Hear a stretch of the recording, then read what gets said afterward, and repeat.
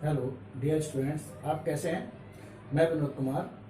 आज आपको कक्षा 9 फिजिक्स की चैप्टर 8 की जो वीडियो है वो आपकी छठी वीडियो लेके आया हूँ। इससे पहले 5 वीडियो मैं आपको दे चुका हूँ। उन 5 वीडियो में सारे जो पूरा चैप्टर मैंने समझा दिया है। अब जो है इसके अभ्यास प्रश्न है। अभ्यास प्रश्न में भी पाठ्यगत आंकिक प्रश्न है। पाठ के अंदर कुछ आंकिक प्रश्न है, उनका सलूशन दूंगा और उसके बाद में इसके जो एनसीईआरटी अभ्यास प्रश्न है उनका भी सलूशन दूंगा। तो आप इसको देखिए समय, और हाँ, वीडियो में अंत तक आप बने रहें क्योंकि सारे सलूशन में सारे जो न्यूमेरिकल्स हैं, जो सवाल हैं, वो पूर्णतः क्रमबद्ध तरीके से दूंगा। पेज नंबर भी लिखा हुआ है। और अगर अभी तक आपने मेरा चैनल सब्सक्राइब नहीं किया है तो चैनल सब्सक्राइब करें और साथ में ही नीचे दिए हुए बेल आइकन, घंटा जो है, घंटी का चिन्ह भी प्रेस करें ताकि मेरी वीडियो का जो नोटिफिकेशन है वो आपको सबसे पहले मिले। तो समय न गंवाते हुए इसमें शुरू करते हैं। देखिए, पहला उदाहरण है इसमें प्रश्न संख्या 2, पेज नंबर 110 पर है। एक किसान 10 मीटर से क्या होगा, ये मैंने हिंट दिया है। अब इसको मैं पढ़ के बता रहा हूं आपको।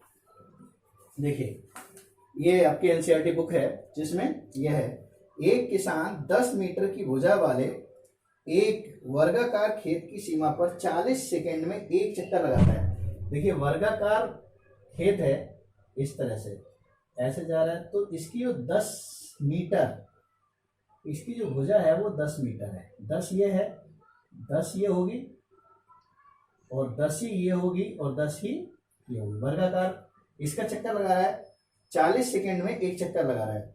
2 मिनट 20 सेकंड बाद किसान के विस्थापन का तथा परिमाण क्या होगा। तो अब इसमें अगर हम समय की बात करें तो कुल समय कितना हुआ।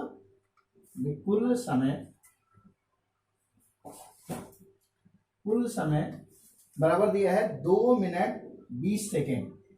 क्या लिखेंगे, 2 मिनट 20 सेकेंड। देखिए, अब इनको हम सेकेंड में बदल लें।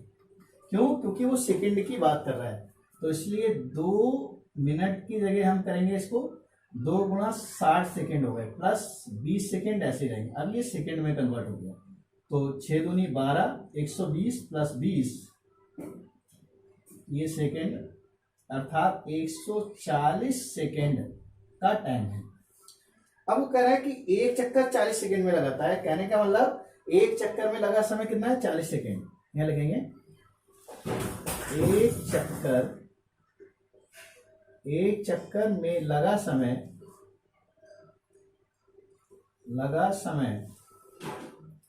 बराबर 40 सेकेंड है। अर्थात क्या हुआ, चूंकि वे 40 सेकेंड में लगाता है कितना चक्कर, एक चक्कर, यानी 40 सेकेंड में एक चक्कर लगाता है। तो इसलिए एक सेकेंड में कितने चक्कर लगाएगा, एक सेकेंड में चक्कर लगाएगा 1/40 चक्कर। और इसलिए हमारे पास सेकेंड है 140 सेकेंड में कितने चक्कर लगाएगा, में लगाता है 1/40 गुणा 140। 0 से 0 कट गया, 2 दूनी 4, 2 सत्ते 14, यानी कि 7/2। और इनको अगर हम वैसे करेंगे, 2 3 6, 3 से 1/2 चक्कर, मीन्स है कि 3.5 चक्कर लगा रहे हो। कितना लगा रहे हैं, 3.5 चक्कर। भाई, एक पूरा चक्कर करने में उसे, इसमें कह रहे हैं कि करने में किसान विस्थापन का परिणाम, विस्थापन कितना करेगा। भाई, एक चक्कर में यहां से गया यहां आ गया तो विस्थापन उसका 0 हो गया, 2 में भी 0 हुआ, 3 में भी 0। लेकिन आधे चक्कर में क्या हुआ, वो यहां से यहां तक पहुंचेगा। आधा चक्कर भाई यहां से यहां तक, अर्थात ये जो है ये उसका आधा चक्कर होगा। ये सीधे एकदम लाइन रहेगी।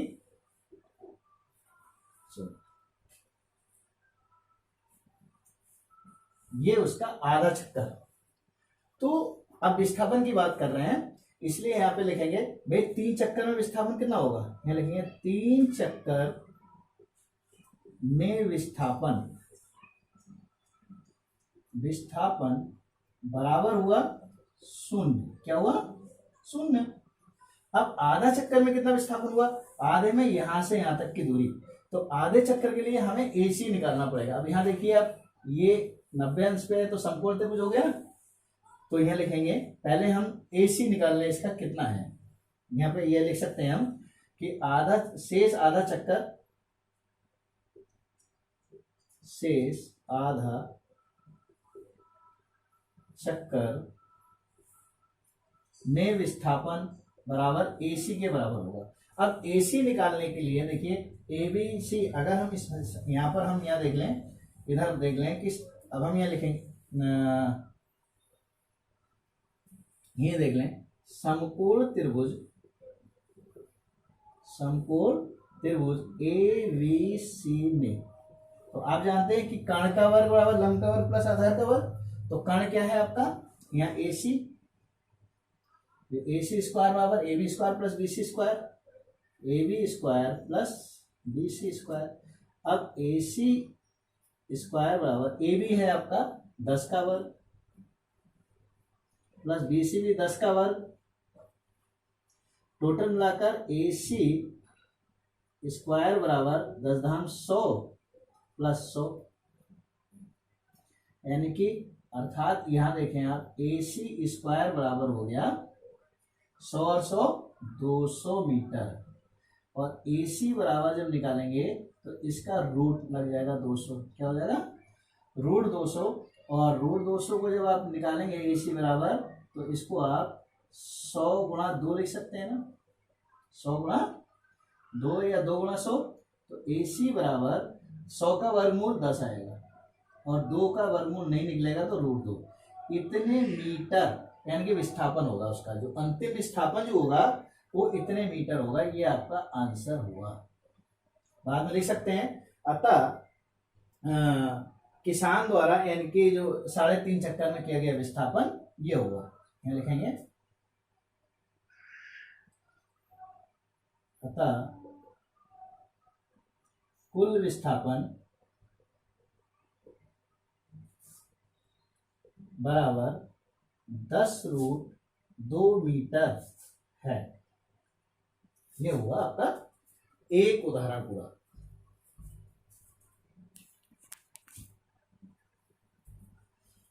तो देखिए अगला इसका जो प्रश्न है, प्रश्न संख्या 5 112 पेज पर है। इसमें एक प्रयोग के से डैश करके मैंने दूरी क्या होगी हिंट दे रखा है। इसका सोल्यूशन मैं आपको पढ़ के ही बता रहा हूं। ये सारे आंकिक प्रश्न हैं, जो बीच के प्रश्न हैं थ्योरेटिकल, उनको मैं अभी नहीं बता रहा। यदि आपको कोई समस्या है तो आप कमेंट करेंगे, तो उसके लिए मैं बाद में अलग से वीडियो दूंगा, ठीक है। तो इसमें ये एक प्रयोग के दौरान अंतरिक्ष यान से एक सिग्नल को पृथ्वी पर पहुंचने में 5 मिनट का समय लगता है। मान लीजिए देखिए ये अंतरिक्ष यान है और ये आपकी पृथ्वी है, यहां से यहां तक पहुंचने में उसे 5 मिनट का समय लगता है। एक सिग्नल को कितना समय लगता है? 5 मिनट का समय लगता है कोई सिग्नल पहुंचने में अंतरिक्ष से और यहां तक। फिर वो कह रहे हैं कि समय लगता है, पृथ्वी पर स्थित स्टेशन से अंतरिक्ष की दूरी क्या होगी, माने यहां से यहां तक की इसकी डिस्टेंस है, ये दूरी क्या है s, वो ज्ञात करवा रहा है कितनी है। तो सिग्नल की चाल ये दे रखी है। तो देखिए पहले तो जो समय है, ये समय दे रखा है, समय को t कहते हैं, समय बराबर 5 मिनट। और आप ध्यान दें कि इसमें दिया है कि जो चाल है वो 3 × 10⁸ मीटर पर सेकेंड है, तो मिनट में नहीं बल्कि सेकेंड में कन्वर्ट करना होगा। तो 3 × 1 मिनट में 60 सेकेंड होते हैं, तो 60, अब ये सेकेंड हो गया, अर्थात 5 मिनट है, 5 × 60, तो 5 × 6 30, यानी कि 300 सेकेंड का टाइम लगा हुआ पहुंचने में। दूसरा उसने उसकी चाल दे रखी है, सिग्नल की चाल या प्रकाश की चाल, सिग्नल या प्रकाश की चाल। तो दूरी निकालना है, यहाँ दूरी को आप s कहते हैं, s को निकालना है। और बाकी इन्होंने प्रकाश की चाल या सिग्नल की चाल दे रखी है, प्रकाश की चाल, इसको v कहते हैं आप, ये दे रखी है 3 × 10⁸ ms-1। देखिए अगर नहीं भी है तो ये 3 × 10⁸ मीटर पर सेकेंड ही होती है। तो आप इसमें देख सकते हैं, अब आपको पता है दूरी, तो 4 बराबर दूरी बटे समय होता है, तो दूरी बराबर क्या होता है, दूरी n की s, दूरी बराबर 4 गुणा समय, ये सूत्र होता है 4 गुणा समय, यानी कि s बराबर v गुणा t, ये आप कह सकते हैं v गुणा t, गुणा का चिन्ह है। s बराबर v कितना है 4, ये है कि 3 गुणा 10 की घात 8 गुणा t, समय जो है वो 300 सेकेंड हो गया। अब आप देखिए s बराबर 3 तिया 9, तो 900 गुणा 10 की घात 8। अब s बराबर, यहां दशमलव यहां माना जाता है, कहीं नहीं होता है, तो यहां से 2 स्थान पहले आएंगे, तो 9.0 गुणा 10 की घात 2 स्थान ये बढ़ गए और 8 ये है, तो 10 की घात 2 ये है, 8 ये पहले है, तो कुल मिला के s बराबर 9 गुणा 10 की घात 10 मीटर की दूरी, यानी 9 गुणा 10 की घात 10 मीटर, ये आंसर आएगा। इसकी जो है दूरी है वो इतनी आएगी।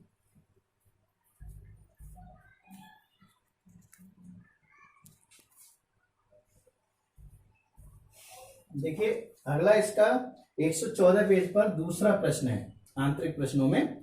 तो इसमें है कि एक बस की गति 5 सेकेंड में 80 किलोमीटर प्रति घंटा से घटकर 60 किलोमीटर प्रति घंटा हो जाती है। मीन्स जो बस की गति है वो 5 सेकेंड, टाइम अर्थात समय दे रखा है यहाँ पर, समय t बराबर 5 सेकेंड का समय दिया है।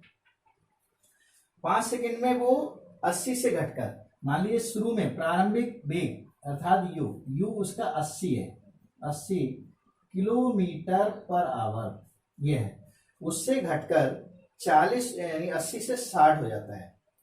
तो जो v है अंतिम वेग वो इसका 60 किलोमीटर पर आवर ये हो जाता है। अब इसमें देखिए किलोमीटर पर आवर को मीटर पर सेकेंड में चेंज करेंगे, तो इसको 80 गुणा 5/18 कर लेंगे, 2 नियम 18, 2 चौके 8, अब नहीं कटेगा, तो 4 पंजे 20, यानी कि 200/9 मीटर प्रति सेकेंड आया है। इसी प्रकार से यहां देखेंगे आप 60 है, तो 60 गुणा 5/18 यहाँ करेंगे, मीटर प्रति सेकेंड में बदलेंगे क्योंकि सेकेंड में है, तो 6 कम 6, या आप इससे काट लो, 2 से काट लो, 2 नियम 18 और 2 से इसे काटेंगे, 2 3 6 60, 3 पंजे 15, 150/90 मीटर प्रति सेकेंड हो जाता है। तो कह रहे हैं बस द्वारा त्वरण ज्ञात कीजिए। त्वरण माने इसमें ए ज्ञात करवाना है, क्वेश्चन मार्क, त्वरण को ए कहते हैं। तो आपको पता है कि त्वरण को ए कहते हैं। ए बराबर सूत्र क्या होता है, v माइनस यू बटे टी। देखिए v का मान यहां पर दे रखा है, v का मान ये अभी निकाला है हमने 150/9 माइनस u शुरू में थी प्रारंभिक वेग ये 200/9 और सबके बटे t जो है वो आपका 5 सेकेंड है, तो 5 देंगे हम, अर्थात ऊपर आप देखिए यहां से इन दोनों का एलसीएम सेम है 9।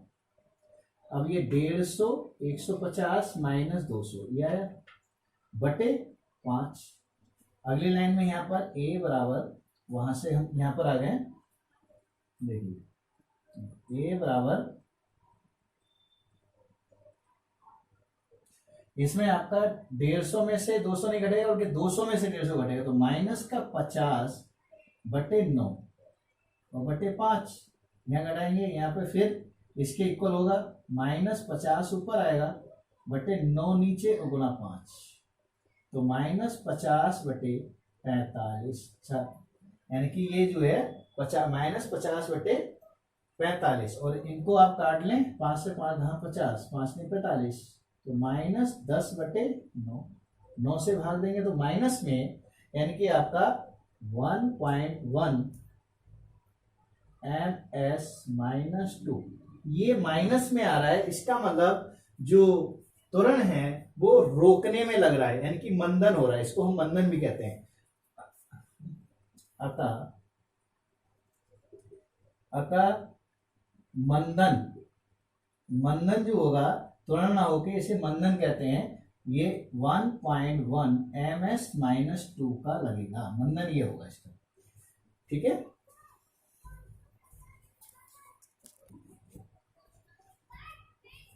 देखिए इसी पेज पर 114 पेज पर तीसरा प्रश्न है, एक रेलगाड़ी से ज्ञात कीजिए तक, इसको मैं पढ़ के बता रहा हूँ, सोल्यूशन दे रहा हूं।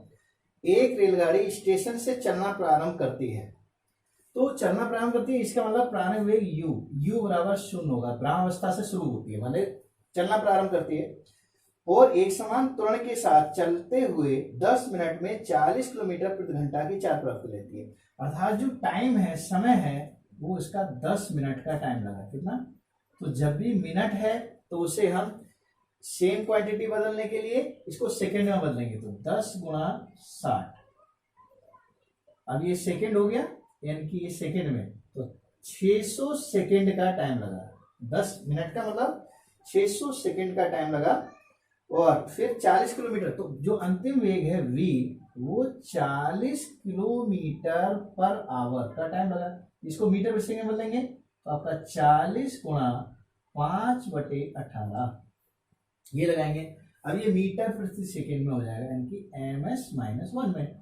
2 से काटेंगे, 2 नियम 18, 2 दूनी 4, अब नहीं कटेगा 9 से ये, तो इसमें हो गया 5 दूनी 10, यानी कि 100/9 ms-1, 100/9 इतना है।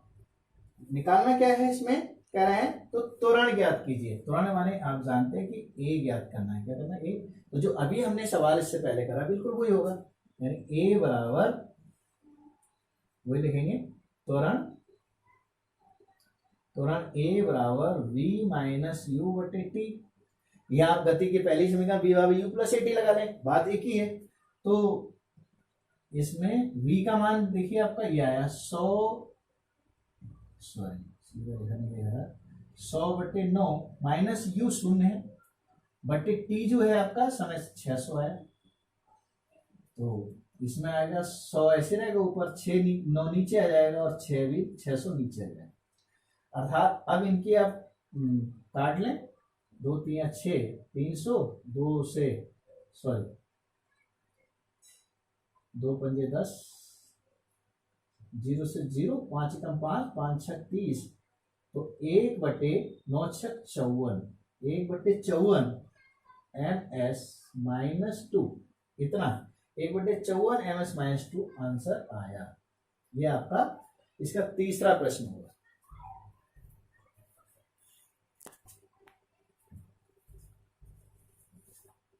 अब अगला जो प्रश्न है वो आपका 121 पेज पर है। देखिए, कोई बस से लेके गई दूरी तक का हिंट है इसमें, 121 पेज पर मैं आपको देखा हूं।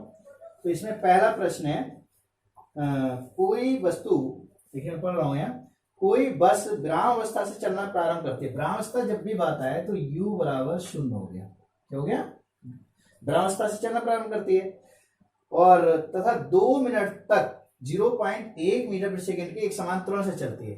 तो 2 मिनट जो टाइम है वो 2 मिनट है, 2 मिनट। मिनट जब भी हो तो आप किसमें बदलेंगे, सेकंड में बदलेंगे, यानी कि 2 गुणा 2 मिनट, मिनट मतलब 60 सेकंड, अर्थात ये हो गया 2 छंग 12, 120 सेकंड का टाइम लगा, 120 सेकंड।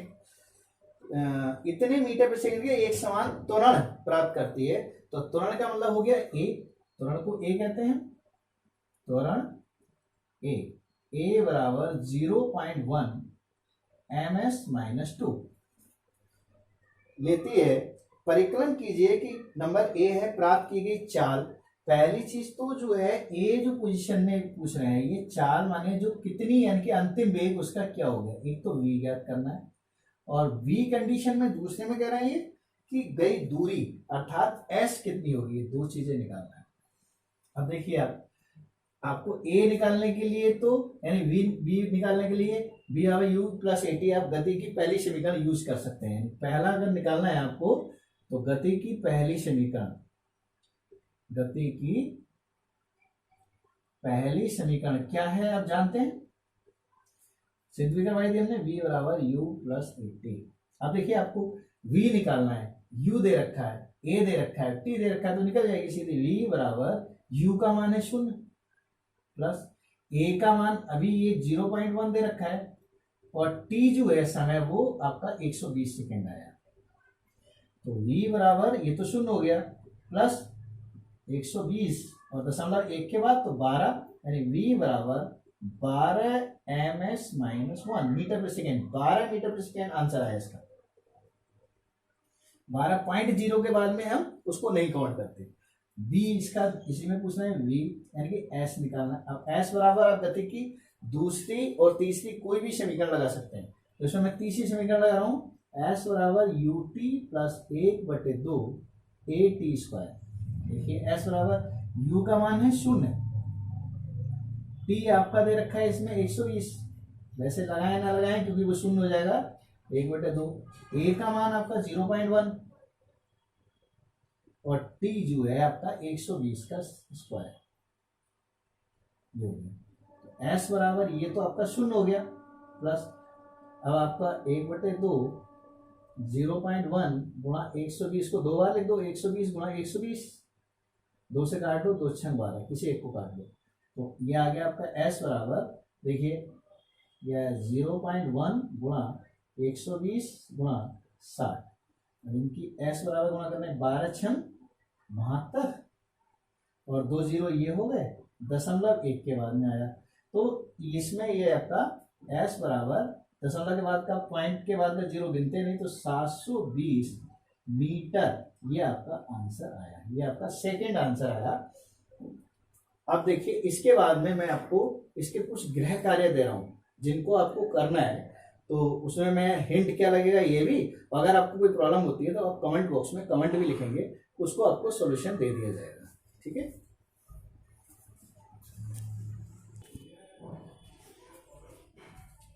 अब देखिए आज का गृह कार्य होमवर्क आपको नोट करना है, इसमें मैंने कुछ हिंट दे रखे हैं और इनको आप सॉल्व करेंगे, पूरी हेल्प लेंगे, फिर भी अगर कोई समस्या है तो आप पूछेंगे। प्रश्न संख्या 2 121 पेज पर ही है, ये कोई रेलगाड़ी से लेके तय करेगी। तो देखिए इसको पढ़ के मैं हिंट समझा देता हूं, आगे आपको करना स्वयं है।